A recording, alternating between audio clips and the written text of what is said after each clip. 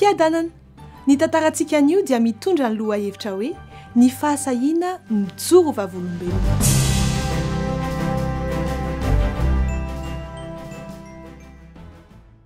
Tany amin'ny faritry Alemana dia nisy mpampianatra nanao izay ahatonga ny mpianany tsy hino an'Andriamanitra deniny amin'ny androm-pahazazany.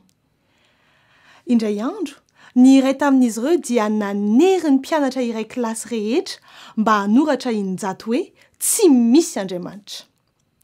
Dia nankatoa ny ankizy, afa-tsy ankizy vavy iray 10 taona. Dia anahy izany. I anahy dia nanana ray aman-dreny kristianina ary izy tenany ihany koa dia kristianina niova fo. Mahalala ny tenin'Andriamanitra izy ary manana fahasahiana manoratra injato hoe misy Andriamanitra.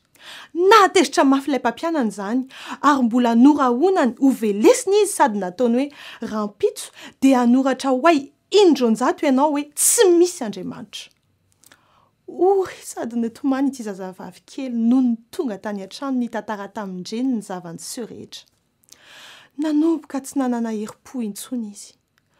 Ny bitsibitsika nataony hoe neny tsy te handeha ho any am-pianarana rahampitso. Vao maika ho tezitra mafy Ramserael Vowel. Niezaka nanome toky azy ny reniny. Anao tsy maintsy mandeha ianao. Andeha hiaraka aminao rahampitso dia ho jerentsika Ramsetale. Ny ampitso maraina dia niaraka nivavaka tamin'ny tompo ity reniny sy ny zanany vavy mba hamonjy an'Andriamanitra azy ireo. Ary tampahasahina no niangany ho any am-pianarana. Tonga alohabe izy mianaka ary nangataka mba hiresaka tamin'ny tale sady nivavaka mba tsy hankahala an'Andriamanitra izy. Nanazava ny antony nahatongavany ny reniny anahy. Tena hafahafa ny valitenin'ny tale ka azo tahotra anasy ny reniny. Madamo manty tampoka io alina io air voleur.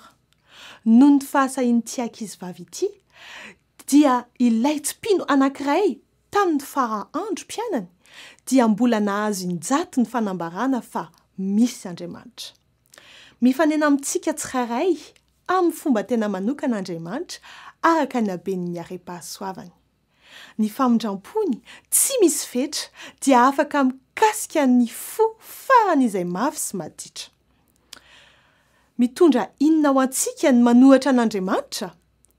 Ny avinavina. Ny Baiboly dia manambara amintsika fa manome fahasoavana ho an'izay manetry tena izy.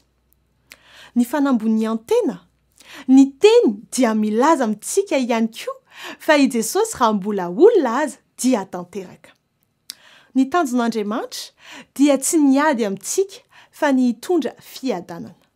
Noho izany, nahoana no tsy milavolefina fotsiny dia miaiky ny maha-izy azy sy izay nataony?